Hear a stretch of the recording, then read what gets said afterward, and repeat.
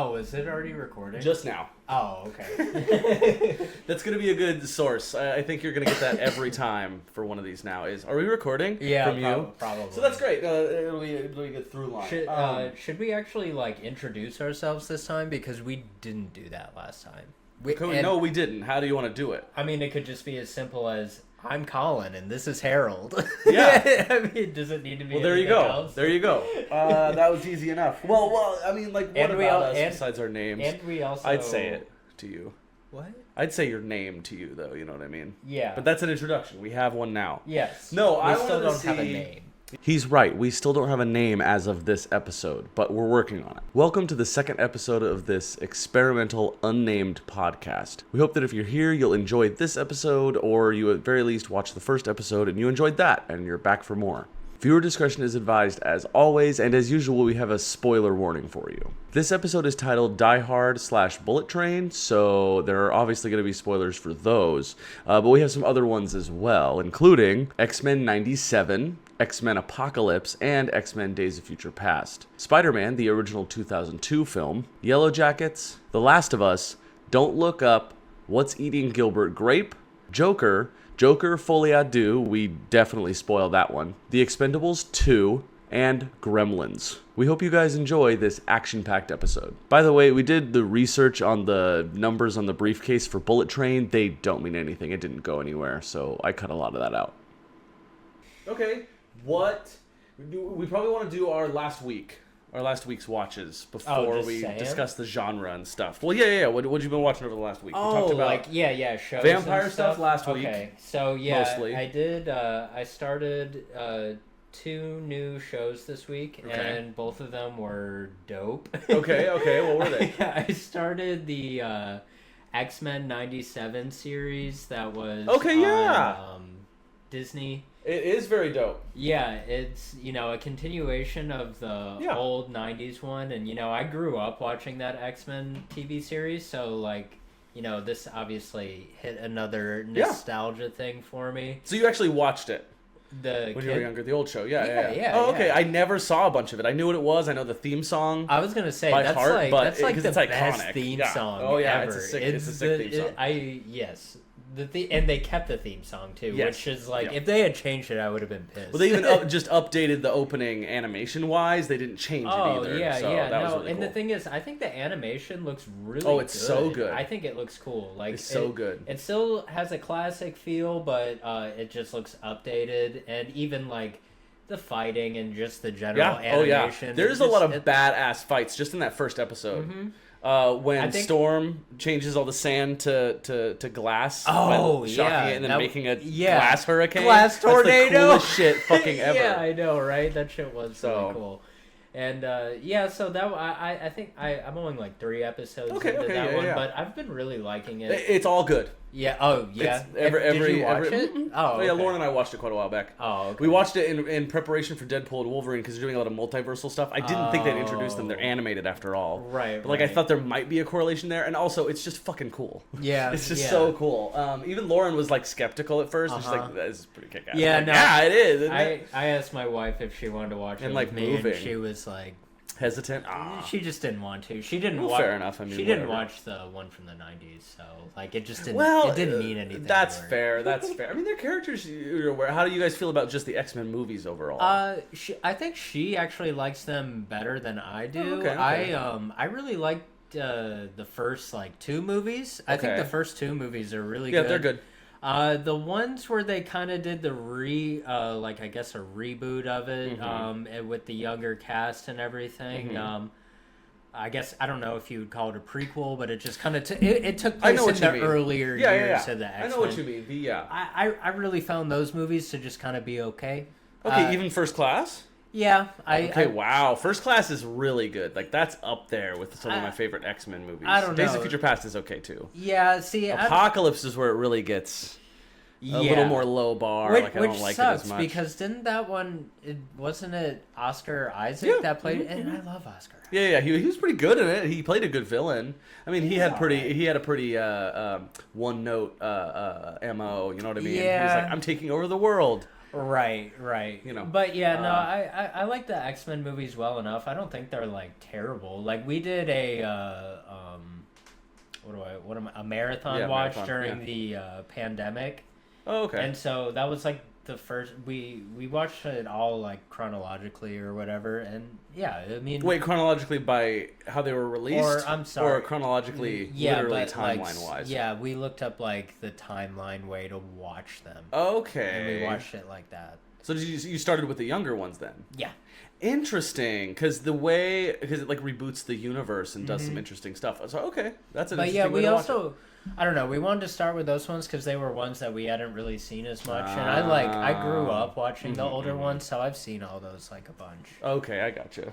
Yeah, like I remember going to see the first one in theaters, and like I loved it, dude. I don't know if I saw any of the X-Men movies in theaters. I don't think I was that jazzed. Like when I did see them, they were cool, but well, yeah, like I mean, I said I grew up watching like it was the same thing with the animated Spider-Man TV series. Like I grew up watching those. Okay. So like when those movies were first coming out, I was like super hype. I saw Spider-Man in theaters too. I think I saw 2 and 3 in theaters again when they first came out. Like my first big introduction to going to the theater for those. 3 in theaters. Okay, I think I did. I was pretty stoked. I had like learned. I like after seeing like 2. It was. But I didn't know that at the time. I was Right. coming off of Spider-Man 2, which is one of the best superhero movies ever. I like the first one better than the second really? one. I mean, I think they're both good. Very good. Willem Dafoe is the Green He's Goblin. He's hard to beat. I love Willem Dafoe in general. Like, there's very few things that I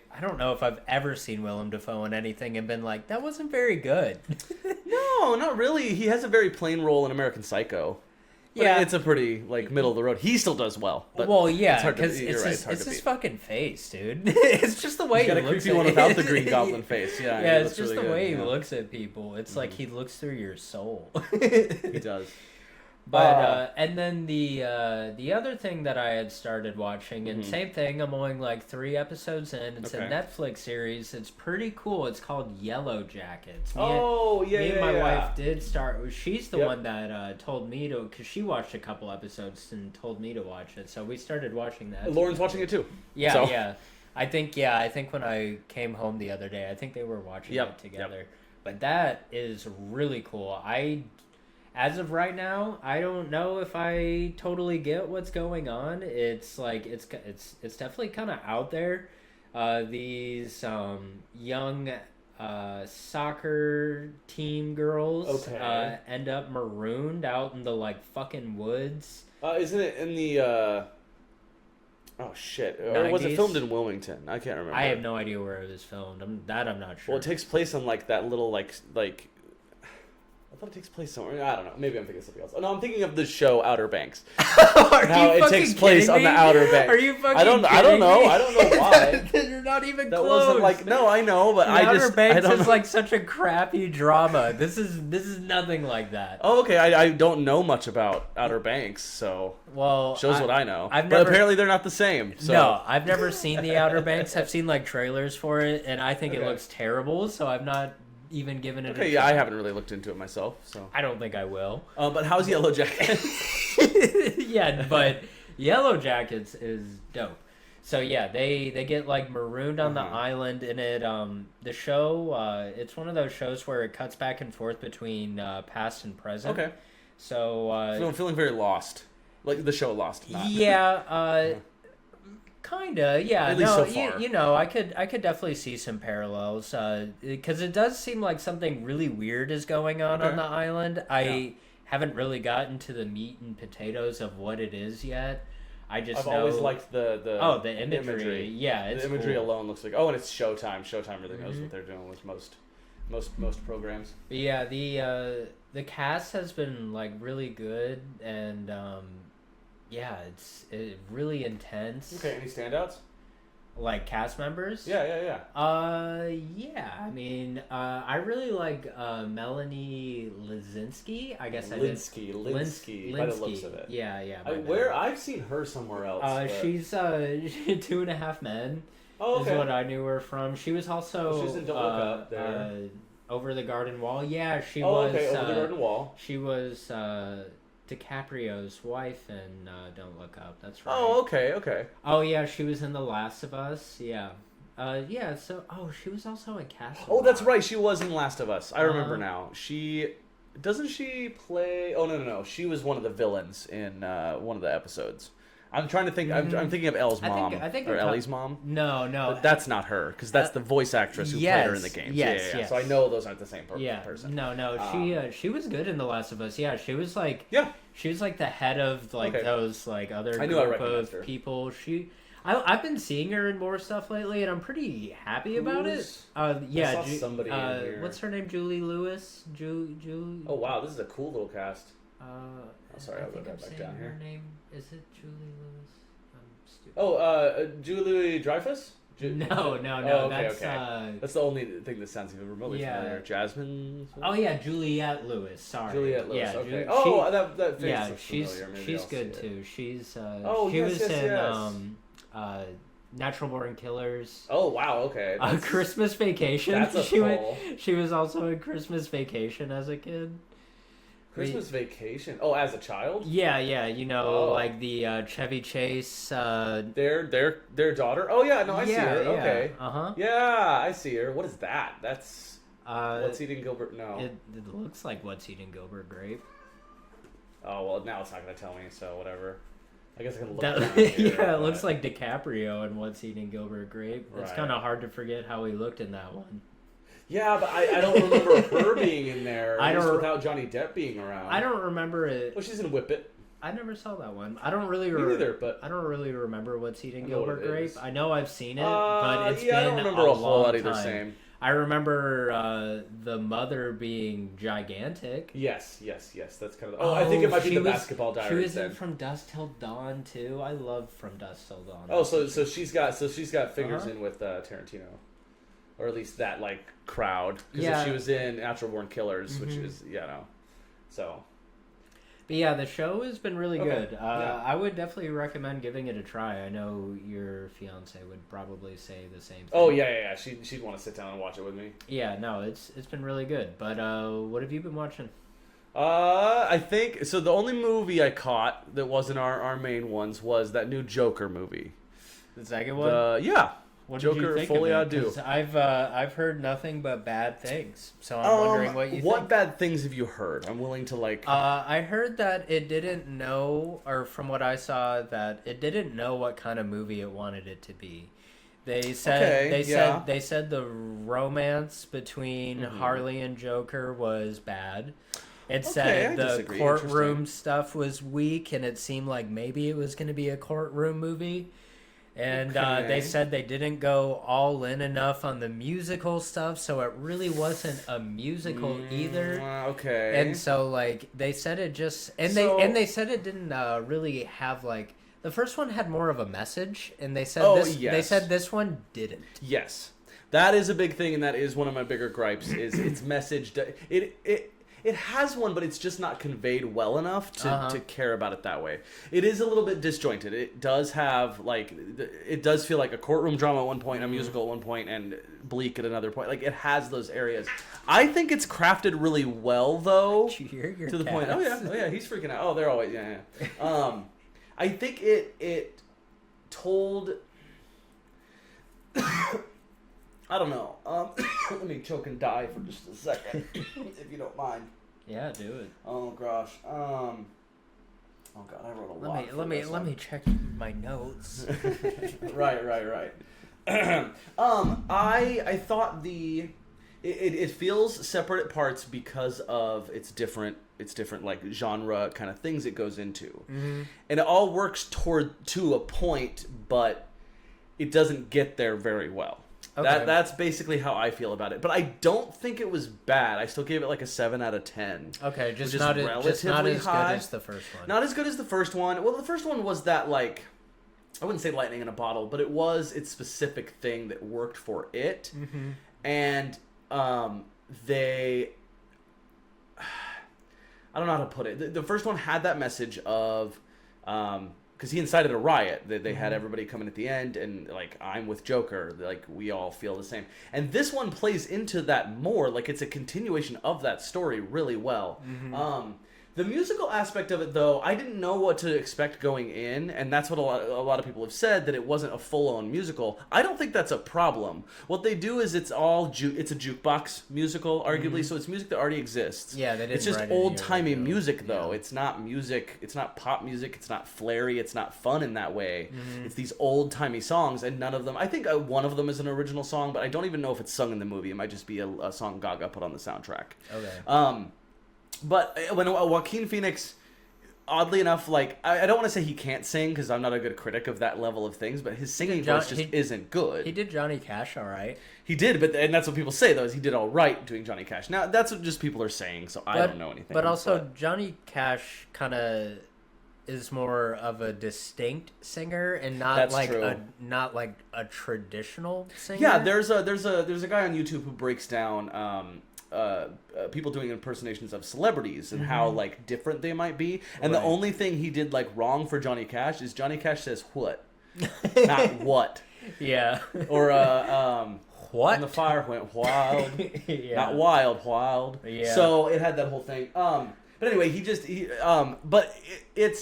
singing out loud as if a real person would just be doing. Like you can't expect him to be a good singer. Obviously, they cast Gaga and Gaga got attached, but it's just a different thing.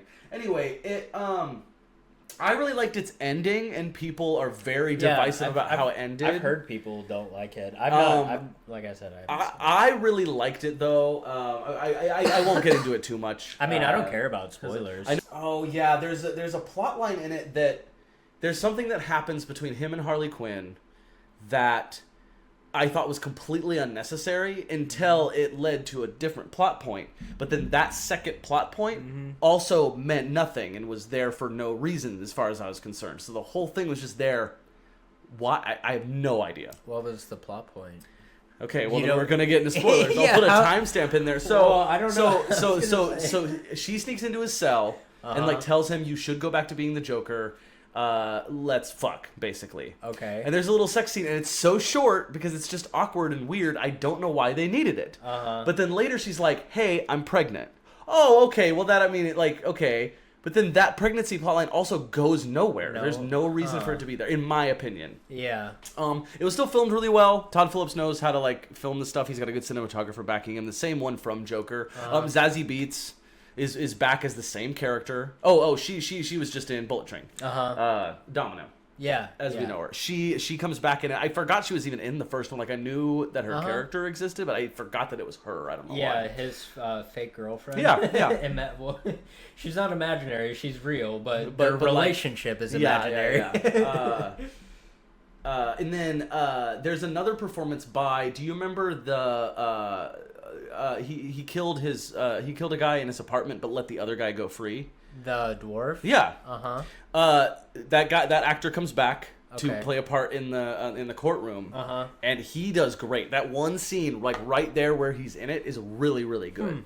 Like there's a lot of playful things. They play a lot with the idea that so the main kind of plot, like, or at least part of it, is that his lawyers, Joker's lawyers, Arthur Fleck's lawyers, are trying to get him off on not really an insanity plea, but like a multiple personality thing. Like sometimes you're Joker and sometimes you're Arthur Fleck. Oh, but the whole movie, down in its layers, is showing us that's not the case. We know that's not the case. Yeah, I was gonna say. So they play that off for a while, and then Arthur eventually backs out of that and fires his lawyer and becomes his own lawyer for a scene. It's very interesting, but it's very Joker-like. And then there's a scene that's really good. I think it's filmed in one long take, which looks really good. Again, the movie looks really good. I thought it was enjoyable. Okay. I see why big fans might be upset, especially at the ending. I can kind of see it. I like it, though. Okay. I don't know. Well, maybe I'll give it a try then, because I was putting it off. We'll see what you think. Yeah, I was putting it off because I heard nothing but bad stuff.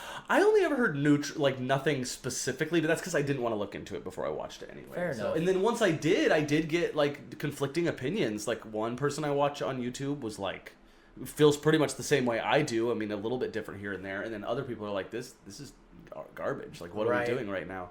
Especially for Todd Phillips, people don't like what he did specifically, like Right. the way he portrayed everything. But yeah, that's a movie I've watched. That's probably the only movie I watched. And I don't even think I watched a lot of TV. So we picked. We ended up going with action as our theme this time around, simply because I was thinking about Die Hard. We had watched Train to Busan. So we They thought made you think of Bullet action Train. movie and Bullet Train, and they were both Yeah. action movies. But we also thought it'd be fun to compare the two. After we picked Die Hard, because one's from freaking 1988 and the other one's from like 3 years ago. Yeah, 2022, I think it said. When Yeah, I okay. I was gonna say it's over the past couple of years. So I guess we can talk about the oldest one first. We can talk about Die Hard. Okay. Yeah. You had mentioned it was ridiculous. Yes. But you mean in an action way? You mean in a... I just mean in like, okay, well... What specifically was ridiculous? Maybe we can jump into that. Okay, well, I guess I also should preface this by saying this is the first time I've seen Correct. Die Hard. I've never watched it before. I knew it was like a classic, and it was like one of those ones where like if I told people I had never seen it, they were like, "You never seen Die Hard?" Right. And so it was the first time I had seen it. It's from 1988, and like I feel like movies from the 80s can sometimes just have stuff in it that just feels kind of like completely ridiculous, like looking at it through a modern lens. Like, I don't know. It's okay. So some of the things that really cracked me up and I thought were like needlessly funny, and it ties into the end of the movie too. The part where, well, one, even his relationship that he has with the police officer through the mic, kind of ridiculous. Well, yeah.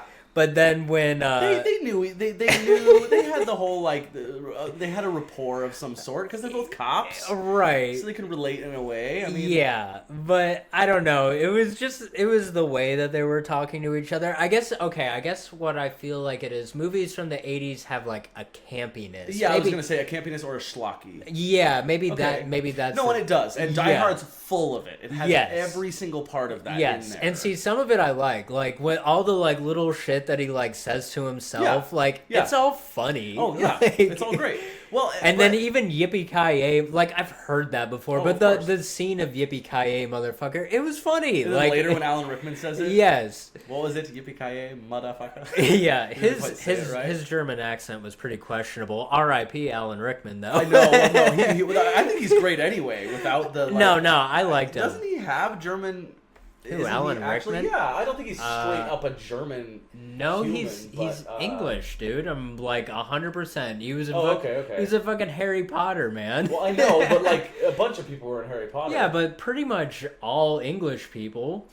All English people? English and Welsh. West London and Welsh. Okay, but like I feel like everybody in Europe, if they're a good actor anyway, they can do it all. They could be a Scotsman. They could be an Irishman. Yeah, I honestly, stuff like that. I feel like English people do better American accents than American actors do English accents. That's true. It's very cockneyed when Americans do the accent. But I don't know. Oh, I love that movie Galaxy Quest. yeah, Galaxy Quest is a fun one. Okay, but I'm sorry. And there's hitchhikers. Let me get back onto Die Hard before we get totally distracted again. Okay, so one, their whole rapport I found ridiculous. But then when he was like giving him shit for like being like a desk cop, and then he tells his like sad backstory. Yeah, I thought that with the way this time around. Where he's like, it was a 13-year-old kid. Yep. I shot a kid. I thought that ray gun looked real, man. Yeah. That shit made me fucking bug out, dude. Interesting. And then at the end, when I'm pretty sure the surviving German terrorist, I believe it was Carl. I don't know. One of the brothers. Yeah, the brother. Yeah, and he came out of the fucking building, and you just see the shot of the gun up, and I just immediately saw it, and I was like, no. Yeah. And it was fucking him raising the gun again. Ridiculous. That was probably the most ridiculous thing on my watch. Okay, how about him and his wife getting back together? Totally ridiculous. Yes, I thought that was ridiculous as well.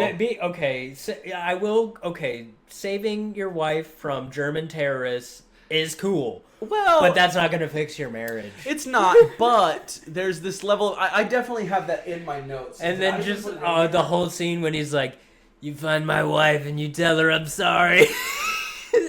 One of my notes literally says, why does he have to do this in order to get Holly back? Yeah. Why does he have to do this? I realize it's just for tension. I think they needed it to get him there. Also, like, why else would he be at this party to begin with, you know? Just the idea of, like, I'm just a New York cop, and he's, like, stopping terrorists and stuff, ridiculous. The FBI agents were completely ridiculous because they were like, it's all extra. It's all campy. We're gonna lose 20 to 25% of the height. Yep. Yeah, and then they blow up. Right. I think except for the cop story.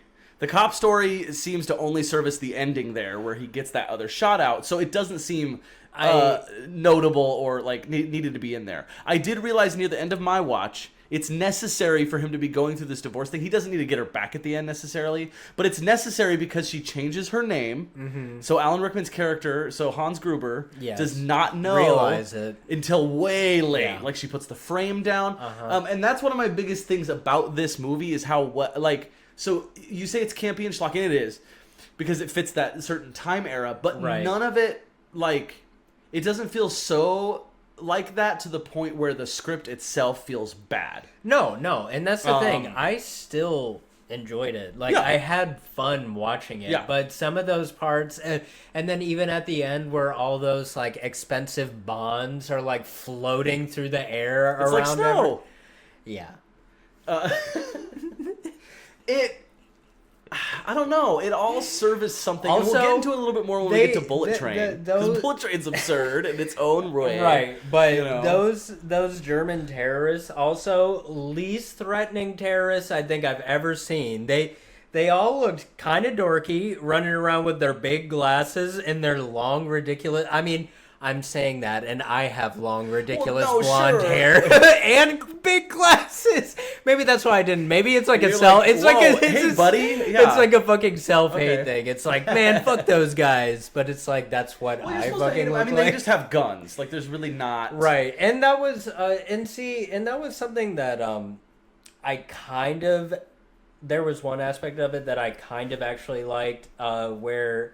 Bruce Willis's character, like, the way he fought people wasn't over the top or ridiculous. It was kind of, like, more realistic of how he just kind of jumped on people or shot at them. And I was like, you know what? It doesn't look kind of cop stuff. He's not John Wick. Right. You know? And, well, I know. That's what I'm saying. And, like, even just, like, the way he looks, it's like, you can tell he's in shape, but he's not, like, you know, like, the way that you see, like, some people in action movies. He's not Arnold Schwarzenegger, which is funny because he not only mentions Arnold, but Arnold was originally supposed to be, he was considered for this role along with Stallone. No, see, I mean, obviously, cut him out. Obviously, Bruce Willis was the better choice. So... a lot of Bruce Willis, what he said was fun for you. You liked a lot of that. Yeah, I liked his lines. They were pretty good. Okay. What do you think? I'm trying to think. Oh, you were talking about thugs.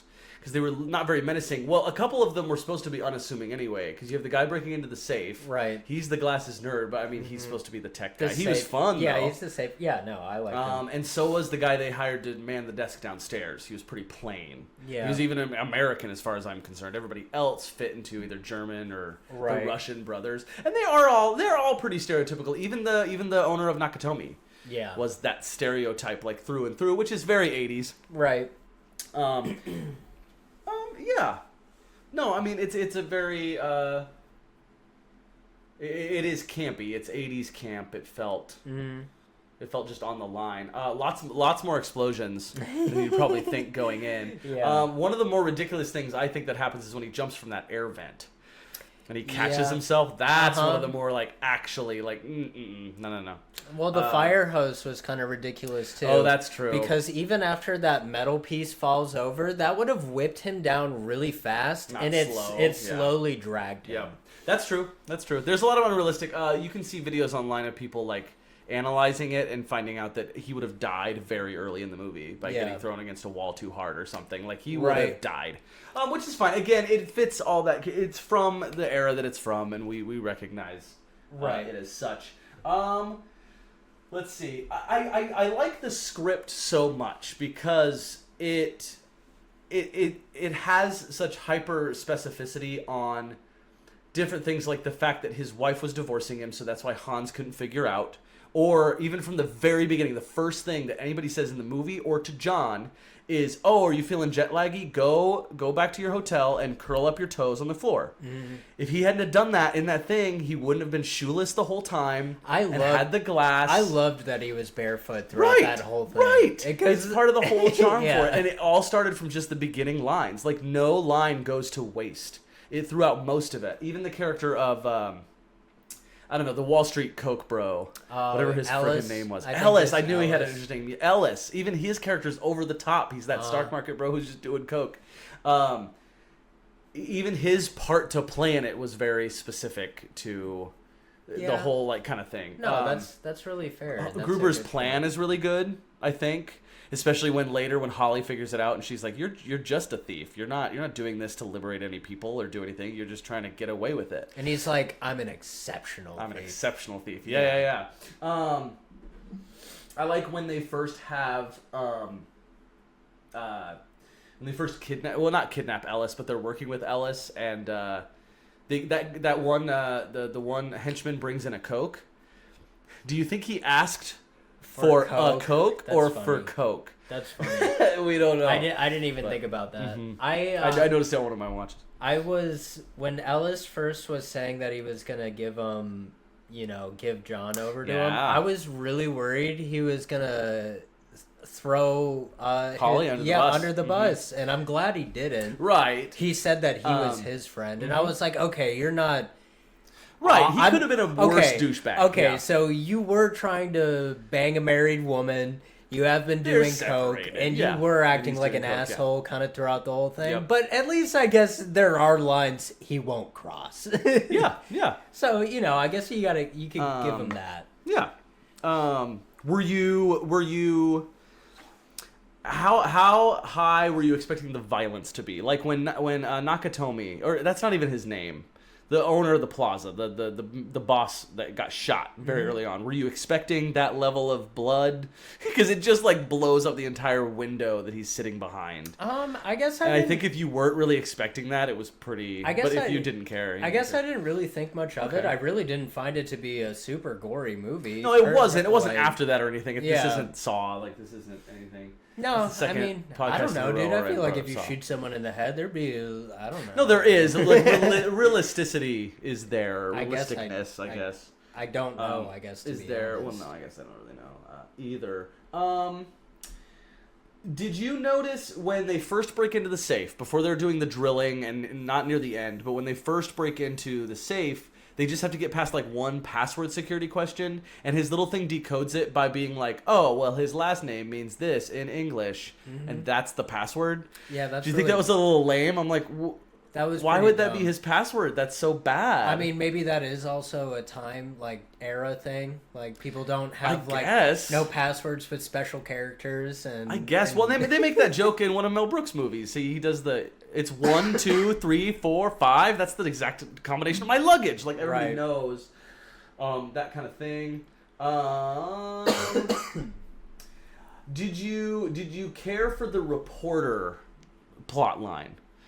The reporter who went and we got a good story here. Let's go film this out, and then went into Holly's kids and gets punched at the end. That was a pretty nothing thing, right? But all the lines that they said were all very schlocky and fun. Like when they make fun of the anchorman because he says he says a country wrong or something, and they correct him, and he's like, "Oh, right, yeah." Like I guess I didn't even really think those are fun. I realized this time around they don't really do a lot for it, except for again Holly gets to punch him at the end, right? And maybe I guess to pad runtime. I don't think they were really fighting to pad runtime in movies that long ago. They were. No, really, I think that movie was 2 hours long, which is to me that's pretty. I don't know. That's a solid movie. 2 hours. Yeah, we're looking at 2 hours 12 minutes. It doesn't feel that long though. I'm not gonna lie. No. But it does at the same time. Every time I watch this, and you have that very brief scene where Hans is pretending to be an American. Uh-huh. I always think that scene is going to be way longer than it is, but the game is up pretty quick. The conversation they have is interesting, though. I really, really liked the part where after he like handed him the gun and then the jig of the accent was up and he was like, I took the bullets out of it. What the fuck? You think I'm fucking stupid? Yeah, he's got a lot of good lines like that. My favorite one is when he's on the radio. The first time he's on the radio, and that lady's like, "Sir, please, this is a private line, reserved for emergencies only." And he goes, "The fucking shit, lady! You think I'm ordering a pizza?" Yeah. A lot of good lines like that. A lot of really funny stuff. No, and I feel like that's like I don't know. That's like Bruce Willis being Bruce Willis. Like. Well, and even I mean, really, a bunch of his lines. Anyway, anytime he even says Hans, what are you doing, Hans? Or one of his more popular ones is when he's in the vent and he's like, come down to the coast, have a few laughs. That was a scene that I just like knew from pop culture before I had even like seen the movie. Well, and I'm not saying this is the first time somebody's crawled inside of a vent to evade escape, but like it's gotta be up there as one of the first. I'm sure it started the trend. I don't know about it first, but it's like an iconic one. Exactly. Sure. Yeah. See, and that's what I mean. Yeah. Let's see. Oh, yeah. One problem I had a little later is when Hans, he has to explain to his safe cracking guy a part of the plan, and I'm like, you guys didn't go over this? Well, but they did meticulously at the beginning. Uh-huh. Like a lot of it is planned meticulously, so I thought that was really weird. I'm like, there'd be no harm to telling him that's part of the plan, right? Like, why? Right. But then again, I don't know what backgrounds I don't know where Hans got these people, because like I said, not all of them are German. Like, he clearly knows the Russians. You know what I was kind of thinking when I was watching this movie? I almost think the movie would have been more interesting if it was from the terrorist perspective. Like a bit more? No, just like the movie was about them. I want to see Hans. It kind of is. I want to see Hans get expelled from the terrorist organization, like they were talking about. You want some like backstory. Putting the group together. So I guess more of a heist movie. So we want Ocean's 11, but the Hans Gruber crew. Right, but then it's like, there's this one cop that just won't leave him alone. Like I think it kind of would have been good from their perspective. Yeah. It would have been. I like that idea. That's just a script waiting to happen. That's just a good idea waiting to happen. Someone writing Die Hard from the terrorist perspective. It would have to be so like not Die Hard, but close enough. You know what I mean? Well, no, it would have to be more of a heist movie than in like a. But then, how could it be action. more cheesy, right? than the '80s movie that inspired it? Well, I would hope they would keep that, even if they were to like make it now. Like, they'd have to. It would play into the meta-ness of what you're doing. You know, like halfway through the movie, people would have to be like, "Is this fucking Die Hard? This is Die Hard, isn't it?" That's interesting. Yeah, like they could. Yeah, I guess they could. You could try to get around like any kind of copyright or anything by just changing all the character names. Right, and playing the idea. Have you ever seen? I haven't seen it, but do you know what Last Action Hero is? With Arnold Schwarzenegger, that's that whole. As far as I know, that's a play on the whole like genre that Arnold is like a part of. Right. Wait, hold on. Last Action Hero. Yeah, there it is. 93. Yeah, and like some kid. What is it? With the help of a magic ticket. I've definitely seen that poster before. Yeah, it's iconic. And there's part of it that. Is this it? Oh, I guess he's the last action hero in an older flick of some kind or something. I don't know. Anyway, it plays with that, which is why the Expendables even exists. Oh, It's the same thing of like, yeah. Just playing on all those tropes and have you ever seen any of the Expendables movies? No. Oh, and the second one has Bruce Willis and Arnold Schwarzenegger. Yeah. And Arnold Schwarzenegger says "Yippee-ki-yay, motherfucker," and I'm pretty sure Bruce Willis says "I'll be back." They really don't give a crap in those Expendable movies. They do not. I don't know, because like I told you going into this that I like action movies to a degree, but they're not like necessarily like my bread and butter. Okay. I if I'm gonna put on like something from the 80s or something like that, I'm much more likely gonna put on like a horror movie than I am an action movie. And you lean a little more horror. We started with horror after all. What about that? What about it does that for you? Do you like the thrill of being scared? Like, what's the? I don't. pull? I mean, I honestly... Or do you just think this is cheesy to that level that you don't like? Like, what do you mean? I mean, I think it just has to do with how I was raised. I started watching horror movies with my mom when I was when I was like 8. She let me watch like Nightmare on Elm Street, and then she showed me like Silence of the Lambs and like So like I just have always watched horror movies, so I think it's just from my mom. Just literally how your background is. And like she just didn't watch action movies like that, and neither did my dad. So I just didn't really see them. I hate that I immediately think of 9/11 when I look at this poster. Yeah. Every single time. Well, it's kind of annoying. I think it's because the way that they did the image of the building at the corner. It's the reflectivity, yeah. Yeah, it makes it looks like two towers and explosions. Yeah. I hate it. Yeah. My background for it is, hold on, I did want to keep this up, is a tribute to Love Actually. It looks like the Love Actually poster, but it's Die Hard. Which brings me to an interesting question that I know I have to ask you. What? Is it a Christmas? Is it a Christmas movie, Colin? Do you think it's a Christmas movie? To me, like, I don't know, because to me, I watch the Gremlins every year when me and Morgan put up our Christmas tree. That has always been like our tradition, because it was always like my negotiation with her, because I don't give a fuck about Christmas. I don't care about putting up a Christmas tree. We don't have kids. It's to no one's benefit except for Morgan's. Like, okay. I mean, she likes it. Okay. So I was like, so we can put up the tree, but I was like, but can we watch Gremlins while we do it? Because I was like, because that's my favorite Christmas movie. Yeah, that works. And to me, it hits. I know it's like kind of like, I don't know, horror-ish, but like still kind of fun and zany. But I guess that fits your background. Like, right. I see you liking the Gremlins. Yeah, I love the Gremlins as a Christmas movie. Yeah, and it was like one of my favorite movies as a kid. So, where was I going with that? We were talking about whether Die Hard is a Christmas movie or not. Yeah. And to me, I say Gremlins is a Christmas movie because it checks all the boxes for a Christmas movie, which to me is, it's a plot point that the movie takes place during Christmas time. Yep. There are Christmas songs in it, and just references to the fact that it's Christmas, like throughout the movie. Great. So sounds like a resounding yes. Okay, cool. I think Die Hard is definitely a Christmas movie. I took the time this time around to count references to Christmas in this movie, including, I counted the entire of Nakatomi Plaza being decorated like that as one time. And a Christmas party. But so many different, it's a Christmas party, it takes place on Christmas Eve. The ho ho ho on the sweater. Ho. It's a fun little line reading. The Santa hat, they sing so many different songs.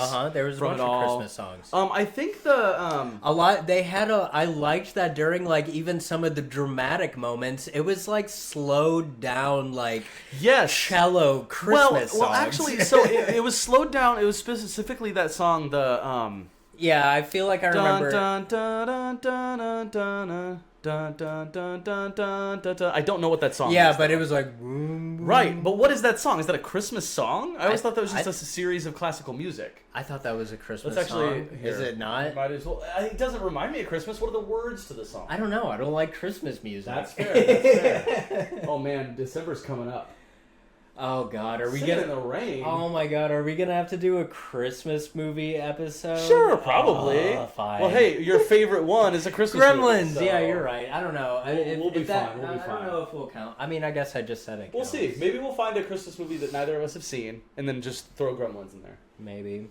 Resolution in hyperspace. What is that? It's this. Allegro Moderato. Oh, is that? I always thought that was a Christmas song. But yeah, you're right. It's just classical music. Right. Well, there are multiple matches for Christmas songs. On Christmas night. On Christmas night, The Triumph, Allegro Moderato. A song with Ralph. Okay. But even so I guess it is, but I just never considered it Christmas. So I guess, but it's good. I noticed that this time around, though, is that it's in the score. The score had it slowed down. It's really good. And yeah, that was really cool. He uses Christmas tape to tape that gun to his back. Hans Gruber falling. What? That's Alan Rickman falling. Okay. You know what I'm talking about? When they shot it, when Hans Gruber fell out of the building.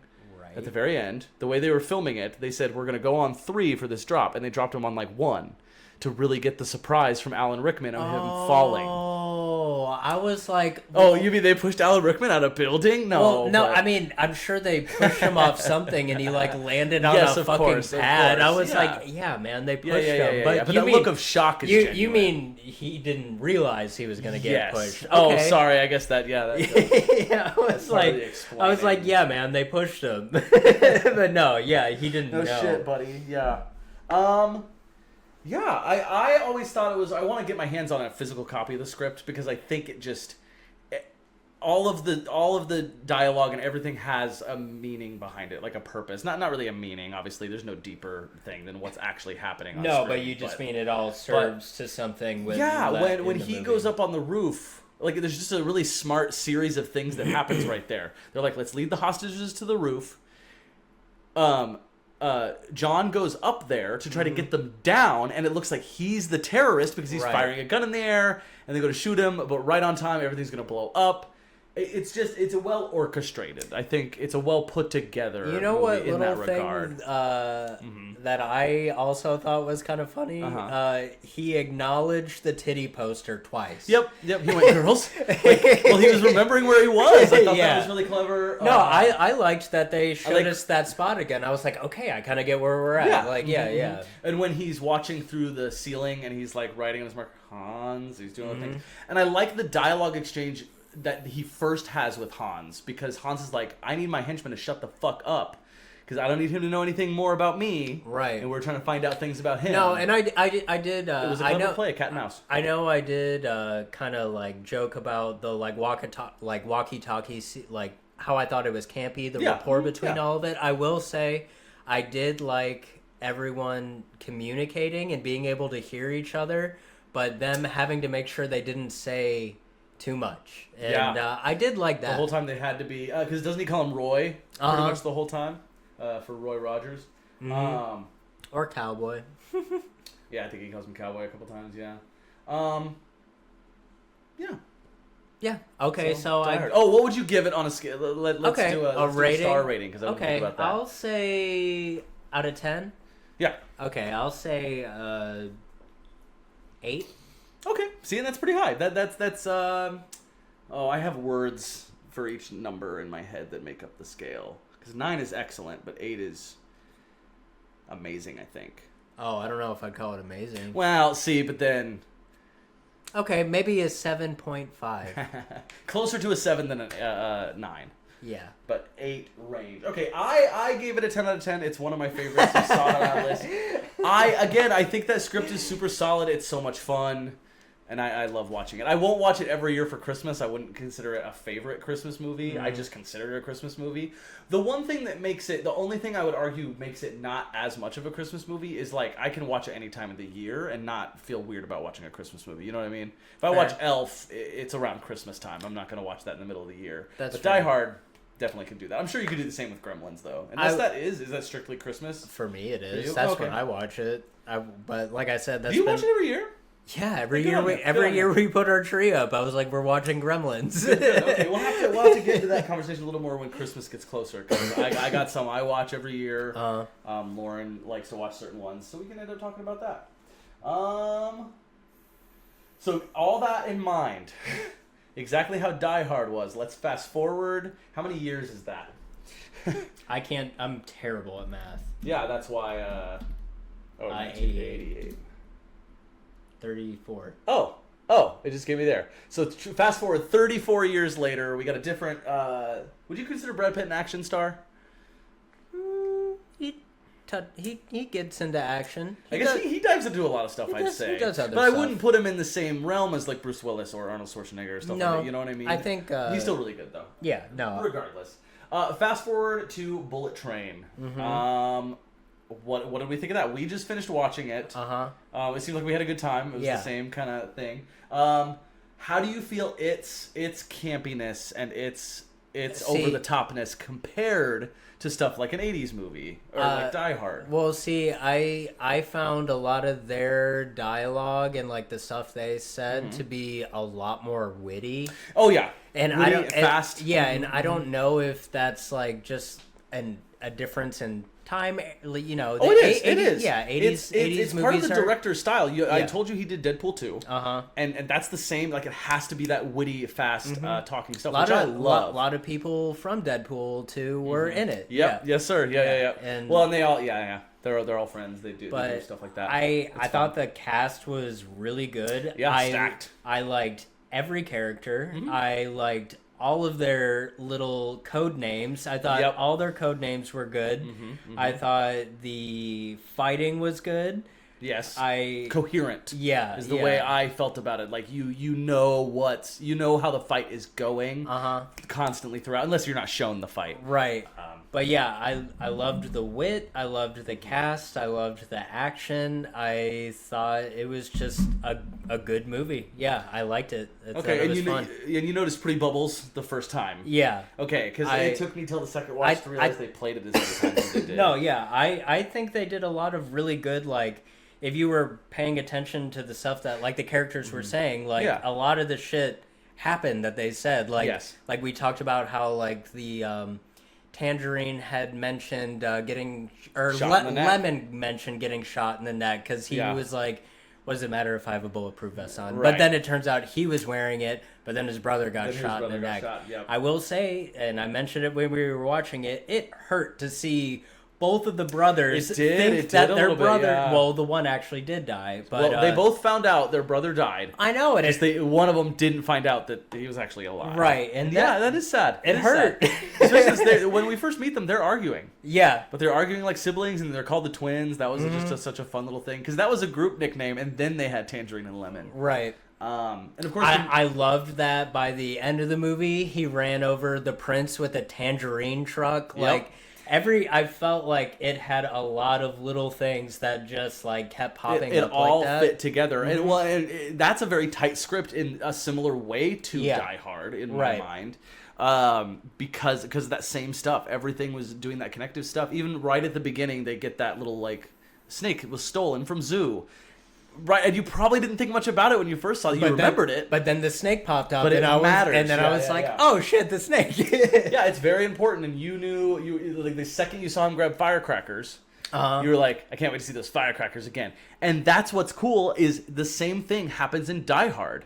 When he kills one of those guys, he takes everything from his bag, including the C4, and goes, oh shit, I'll save that for later. And even you're like, that's going to come back, baby. Well, and the lighter. I knew the lighter was, only because like that scene is iconic. Oh, yeah, like I said, I knew that scene before I knew the movie. That's true, but I mean, imagine you hadn't. You know what I mean? You still saw the lighter and go, I wonder where that's going to come into play. Right.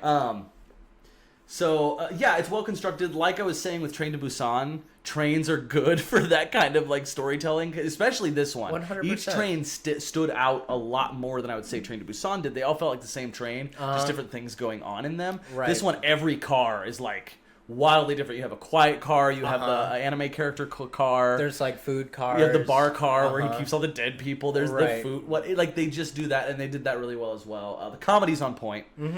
Very good. It was one of the reasons I was so attracted to it. You said you liked Brad Pitt's performance quite a bit. Yeah, I did. I felt like, I feel like a lot of times and the only other instance that I can really think of is Burn After Reading. I feel like Brad Pitt is always kind of a tough guy or like nonchalant and like, I don't know, he's just kind of got that like, I don't know what the right word is, but he's got like a certain demeanor to him. After Reading. Oh, that's right. That's the one where he's most famous for eating a butt ton of food in the movie. Right. That's right. I need to see Burn After Reading. It's on my list, surely. It's been a while since I've seen that one. It's a Coen Brothers, right? Yeah, it is. Oh, is it? Yeah, that's right. I always forget it's Coen Brothers. They're another. They always have good scripts. I fucking love The Big Lebowski. I know. That's another one of my favorite perfect scripts is Big Lebowski. That one I actually have. Yeah. And that one, it's just tight. Yeah. The whole thing is precise and on purpose, and Coen Brothers do a really good job with that too. Yeah. As a group. But no, Brad Pitt was really funny in this one. I just loved his whole like, oh come on, man. He's like, there's a wall, like it's just like. There's a wall. Well, I like how he says it way more disgruntled that second time. Because at first he's like, listen, there's a wall. And later he's like, dude, there's a wall. Oh, crap. What was I going to look up? I don't remember now. Oh, if you recognized a certain actor. But I had to look up the character so I didn't sound like a jerk not knowing his freaking name. Oh, the Elder? No. We could look up his name. Where's he at? He's right there. Hiroyuki Sanada. I'm sure I butchered that. But then you have... the conductor from Heroes? Yes. We knew him. No, this guy. Oh, the Wolf? Yeah. Did you recognize that as Bad Bunny? Do you know who that is? Oh, I know he's a music artist, but I don't This is one of his first, jumps into... I don't really know his music either. The one album I listened to of his, it's all in Spanish. And it's good. It sounds good, but I don't know Spanish. I told a really bad joke at work one day about Bad Bunny because one of the younger kids that I work with was had brought it up and was like, "You don't know who Bad Bunny is?" And I was like, "No, man, but I'm way more into Good Rabbit." And it got some laughs, but it was bad. Yeah. It was bad. That's how they're gonna react. Right. They're like, "Oh, yeah, I'm not listening to this podcast anymore." Right. You didn't think that was Sandra Bullock till the end? I didn't notice her voice, no. Okay, well, her voice doesn't stand out super well, but I think Lauren caught it immediately. She's like, is that Sandra Bullock on the other line? And then at the end I was like, is that fucking Sandra Bullock? Yeah. What's really funny about the fact that... Oh, Michael Shannon as White Death, great. Yeah, everyone... I love Brian Tyree Henry. Joey King is too. Fun. Zazie Beetz, of course. Yeah, everyone played their character. I don't really know who Logan Lerman is. I know he was the son, but I don't really know what else he's in. Yeah, I don't know if I recognize. Oh, he's Percy Jackson. Oh, I never saw those. He's wearing a hood most. Oh, really? Oh, okay. He was also in Percy of Being a Wall. I never saw that either. Those were both instances where I read both of these. Well, both of those are instances where I read the book as a kid, but I've never seen those movies. Okay, but not Fury. No, but Percy Jackson and Perks of Being a Wallflower. Okay. So I've read the books, but I've never seen those movies. I've seen the movies, but I've never read the books. So by our powers combined, we've witnessed everything that needs to be that. Strong cast. It looked good. The fighting, the cinematography was good. We were saying I really liked the sunlight near the end. Sunlight. I liked all the shots that had the sunlight. There was a good one going through the train, how do I describe it? It was going through the pillars. I think there were people waiting there for him. It might have been White Death and his crew waiting for them. I think that's when you pointed it out. Yeah. The shadows casting through the window and all that fun stuff. It looked really good. I really noticed it when and of course when the Elder was talking to Ladybug for the first time. Mm-hmm. The sun is coming up, and behind the Elder is where it's coming through, but then Brad Pitt's almost blinded by it talking to him, which is really fun. So how did you like the play on luck? Yeah, it's the whole shtick. It was kind of the whole theme of it. Yeah, and I don't know, I liked it. It was interesting. It every time something happened to someone, in my mind I was like, good luck, bad luck, good luck, bad luck. Well, I didn't realize till this time around, I mentioned it, that they're different what's the word? Different instances of luck and how different cultures perceive them. Right. Because there was the Japanese form of luck, and he even mentions that Ladybug in Japanese is different and not lucky. Yeah, they carry all the bad luck. And but then the Russian girl, prince, she was talking about how she's super lucky, but then Brad Pitt's character talked about how unlucky he was. Yeah, and that's the whole bit. Yeah, and even she's talking to him on the phone the whole time. Oh, also loved the Thomas. The Thomas. That's always fun. Did you watch Thomas the Tank Engine? I mean, as a little kid, I don't remember it that well. My brother was really into it for a while when he was the age that was appropriate for that. My parents even got one of those tables where you can set up all the tracks and stuff. Yeah, no, so I played a lot with them. I had that too, but it was when I was super young, so I don't really remember shit about Thomas. I remember what he looks like to know about it because I was at that age where I was paying attention. You were my brother was a younger. little older, right? Right. So I know a bunch of the characters, and Diesel is kind of an asshole. See, I didn't see. I don't even remember Diesel. Right, you don't even have to. He's the only one with a square face. Oh, that's why I love people. But the helicopter's name is also Harold. Oh, okay. Just fun fact.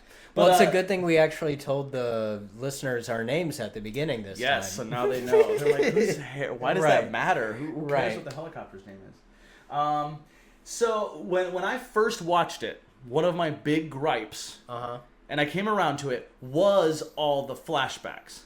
Oh, I liked that. More specifically, so if we go through each individual flashback, I only hated it by the time we were to the Wolf's backstory, because it felt so long, and then he immediately died. Yeah. And I was like, why are we getting this? To the point where it kept happening. Right, but then we found out later that not only was Brad Pitt there, but then the Hornet was there too. I keep calling everyone else by their code names except for Brad Pitt. Ladybug was there. Yeah.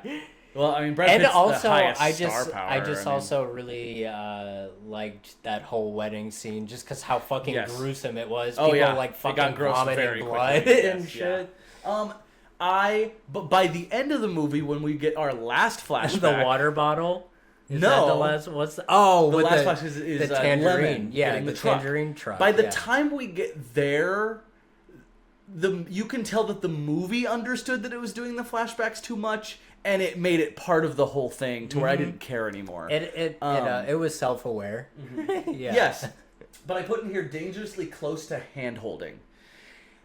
There were a lot of times when people would mention something that happened earlier in the movie, and it would also show us. Yeah, where it was kind of unnecessary. Like they showed us that the inside of the gun was rigged. Oh, they did show us that twice. That was one of the more egregious. I didn't need it the second time. That's true, especially since the second shot was a better shot. Like, it was cooler looking. Right. So it's interesting that they did that twice. Yeah, that's probably the most egregious use of that kind of like thing throughout. I felt like there was a couple times where I didn't realize he recognized the prince's voice. Lemon recognized the prince's voice from hearing her say, "Be honest." Oh no, it wasn't him. It was the elder. The elder noticed from her saying that phrase specifically. I didn't realize. But it played into the movie's editing. Like, the movie's editing was just that fast and that good. Even the dialogue was that fast and that good that the editing, it didn't feel like they were hand-holding us too hard. The editing was close. Quite not as quick-paced as this, but kind of almost reminded me of Guy Ritchie. Almost. Guy Ritchie has a lot of those quick edits. Yeah. Well, and the comedic timing of editing, because all the actors are good with their own comedic timing, but sometimes editing is maybe everything. It also made me think of Guy Ritchie just because Tangerine has... This is Guy Ritchie coded. Like, this feels a little... Well, especially, those are both Cockney, the British dudes. Yeah. That's true. Well, and that's very up Guy Ritchie's alley. But even stuff like when Brad Pitt just rolls that dial and just happens to get the combination. Oh, I meant to look up... Oh, I also meant to cut back to full screen. I need to keep remembering to do that. But let's see. If we go here, I want to see if it has it listed here. We're looking for Bullet Train. So yeah, I mean, Bullet Train was fun. What did you get? What would you give that on a? Because I think, and I could be mistaken. I am going to say. I'll give it an 8.5. I gave it an 8 out of 10. Okay. You gave it a 4 out of 5. Right. Yeah, I guess that's kind of. But that's an 8 out of 10. Yeah, because we can do half stars here. Right. Yeah, so that's pretty much the same. But you liked it a little more than I did, by the sounds of it, and flipped for Die Hard. I like it a little bit more. Well, I like quite a bit more than you do. 1 point higher than Die Hard. Well, you said like 7. I said 7.5. Because I didn't want to quite give it an 8. Because you said... I gave it 10. I went all the way up. I don't think it was amazing. I don't think it was a 10. Well, no, amazing to me is practically perfect. Right. I don't know if I would call it perfect. I know. But then I like, a 5 is meh. 6 is good. 7 is great. 8 is amazing. 9 is excellent. See, I think when you said amazing, I don't know if I would have called it amazing.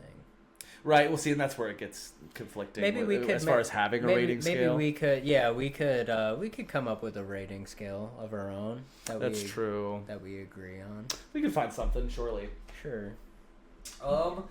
So anything else on Bullet Train? Let's see if I actually took any more notes.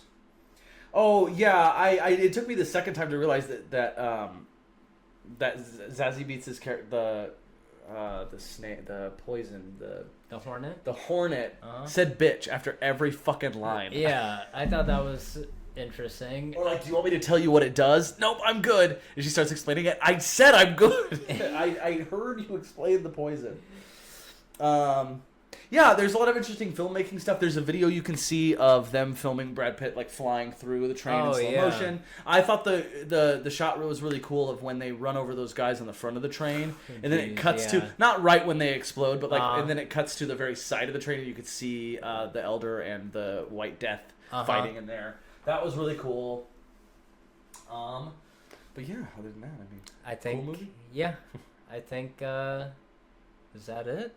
More or less. Well, now we need to find out what we're doing next week. Oh, okay. So I would say you're in charge of homework. You're in charge of picking. It's my turn this time because I picked Die Hard. And then I would try to go off of the previous two themes, of course. Okay, so we already did those, let me think. What genre do we want to do next? And we don't even have to go with genre. If we go with genre, the next, I think, logical step would be a comedy. Because those are the core, like, three that, like, are genre. Like, obviously, there's war movies and stuff, but those can be considered action or drama or anything like that. I guess drama is broad. We can go with that. Or even thriller. Thriller's kind of horror. Kind of. So I would say it's like a subgenre. On the day. But if you want to do comedy, we could do comedy next. Okay. Okay. Let me think. Favorite comedy movie? Go. I don't know if I have an absolute favorite, but one of my favorites is probably Hot Rod. Okay. Do you like Hot Rod? I love Hot Rod. Okay. Maybe should we try one? Homework should be something you've seen that I haven't. Okay. So something the other person has seen that we haven't. But let's see what you pick, and then maybe we could just do Hot Rod as our movie. Yeah, the other we could watch that one together if you want. Sure. Yeah. Or whatever it is. What was it? Or, did we want to do the? One of the times we looked up a top 100. Let's look through the top 100 of comedies. Look through. And let's try to find one that you haven't seen. That I have. God damn it. Yeah, oh my god! Really it's because I can't see the screen over there because we have to have the camera where it is. No, that's comedians. Yeah. Edgar Wright's top 100. How did we find that last time? I don't know. Oh wait, that's. Oh, you know what? Genre. There's this many movies. Let's look at. Popularity, user rating. Every comedy ever? No way, this can't be right. Hold on. Yeah, that might be. No. How did we find it last time? I found it on my phone last time when I found that horror list. I can't say I've ever seen Chun Ji Zin Lin. That was probably offensive for me to even try to see. No. Hey, whoa. You had good things coming into it. Chunji Zingling? Sure. Probably. Who knows? I don't know Chinese very well. I don't know if that's like Mandarin. Okay, let's look. Hold on. See, that's where this website comes a little bit more handy. So let's go actually genres? Comedy. See, now this is like comedy movies. There are 148,293 comedy films, but now sort by average rating, highest first. Okay. What? This has...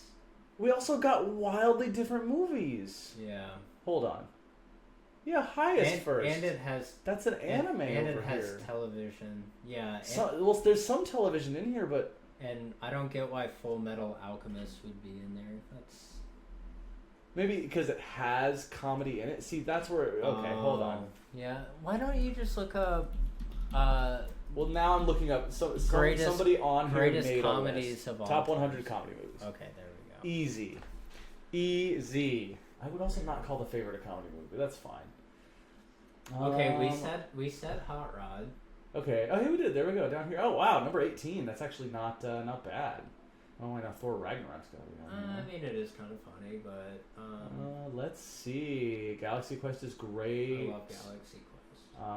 Doctor Strangelove is really good. Bernie is really good. Have you ever seen that? Where is that?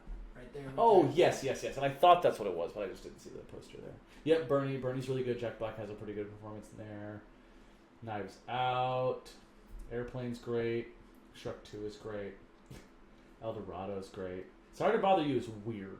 I've never seen that. Oh, it's odd. It is out there. My Cousin Vinny. Yeah, I like that one. Love My Cousin Vinny. Mary Poppins. What We Do in the Shadows is a good pick. Yeah, that's a good movie. Didn't get to see The Edge of 17. I've never seen that either. There's Shaun of the Dead. In Bruges is Borat, great. Life Have of you Brian. seen Oh, In I haven't Bruges? seen In Bruges. There we go. So, okay, is that a comedy first and foremost? I'd call it a dark Let's comedy. See what it puts. It puts drama first. I guess Yeah. it's a dark comedy, but I haven't seen it in Bruges. So now how does Okay. that relate to what else do we pick? Hot Rod? It doesn't at all. It doesn't. Those Hot are Rod is so I don't know. screwball. Those are two. Is it good to have it wildly different or bad? I think we can find some common ground either way because we went with trains the first time to carry over, and now nothing from. Yeah, no. This I mean, you know this what I one mean? is. Well, I mean, but the thing is, you've probably like. I'm sure you've seen like Dumb and Dumber, right? Yeah, of course. Yeah, exactly. Well, that's where it does get tricky. Is a lot of the classic ones. We can keep Right. looking, but I mean, Palm Springs. Oh, is you great. said Walk you've never Hard is seen good. Burn After Reading. No, hey, so Brad Pitt. We can have a Brad Pitt carryover. But that's also. Hey, comedy first. It lists okay. comedy first. Okay. Okay, so we can see Brad Pitt in another good comedy role. Okay, again, Okay. nothing to do with Hot Rod. No. I feel like this is Screwball. I haven't seen it, but I feel like it would classify as Screwball a little bit more than. I don't know. It's still you're comparing a Coen Brothers movie to like a Lonely To Island a movie. Lonely So Island production. I mean, that's God, it's so hard. I don't care though. I think it could be good to do Okay, it wildly okay. different because then we could talk about like I don't know. We could compare like what we find more funny, like something What more made it a better like comedy, I something get you. more ridiculous or something still like that's funny but like more I don't know, I don't even know what you'd say. I mean, it's a comedy drama. Well, so and, that so. kind of links us to Bullet Train a little bit more because it's funny. It's a comedy, I would say. Yeah, you know. But it was action first, which is why we picked it. But it was never. It was clever and witty and fun and smart and okay. What's the word? Yeah, no, you know what? I think these are two good picks. So, Let's let's do Hot Rod and Burn After Reading. Okay, great. And we'll watch Hot Rod together. Yeah, You said? uh-huh. Okay, sweet. I've been actually wanting to watch Hot Rod, so I'm happy about it. I love Hot Rod. I could put on Hot Rod like pretty much whenever, and like I wouldn't be upset. It's one of with my it. family's favorite movies. They quote it a bunch. But But we'll have to save it for next time. Yeah, So, yeah, for sure. All right. Well, Did you think of a name? no. I haven't been thinking. Come on, man. We've been talking this whole time. I haven't been thinking of a name. No, I haven't. 'Cause I haven't thought much of anything else. Okay, myself. maybe that'll be a little bit of homework. Okay, let's say this. Next time, we each should bring 2 suggestions. Okay. Just 2. They can't be the same. No, they probably won't be. Well, We'll no. see. We'll I see. mean, maybe. Well, if we do have the same that's ones, true. then Maybe we it's a know good we one. we That's found true. our thing Okay. because it's something that we came up with. I can live with that. Then I'll see you next time. We'll see all y'all next time. Yeah. All right. Goodbye. Whatever. I thought, yeah. Do time. Pause. Yeah.